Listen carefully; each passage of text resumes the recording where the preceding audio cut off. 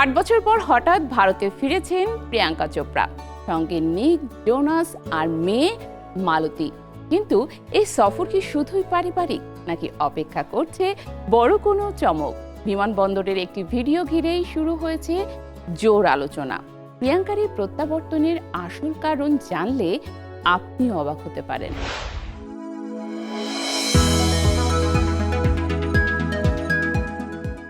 8 বছর পর হঠাৎ করে ভারতে ফিরলেন প্রিয়াঙ্কা চোপড়া, আর তার এই প্রত্যাবর্তন ঘিরেই এখন বলিউডে তুমুল আলোচনা।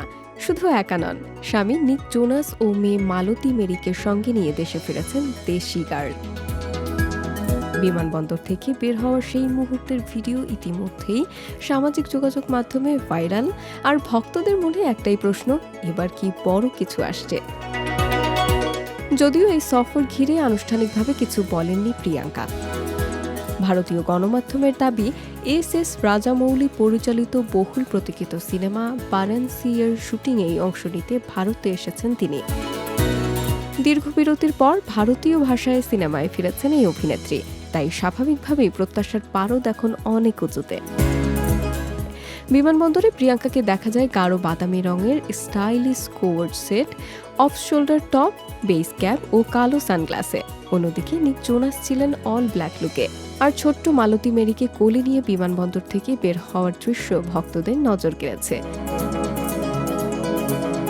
প্রিয়াঙ্কাকে সর্বশেষ বলিউডে দেখা গিয়েছিল 2009 সালের দ্য স্কাই ইজ পিঙ্ক সিনেমায়।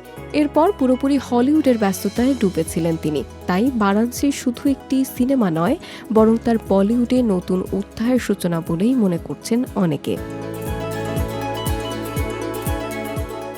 সম্প্রতি অভিনেত্রীর জন্মদিনে প্রকাশ করা হয়েছে সিনেমায় তার চরিত্র মন্দাকিনীর প্রথম লুক। হাতে বন্দুক, চোখে তীব্র দৃঢ়তা, এক ঝলকেই দর্শকদের কৌতূহল বাড়িয়ে দিয়েছে পোস্টারটি।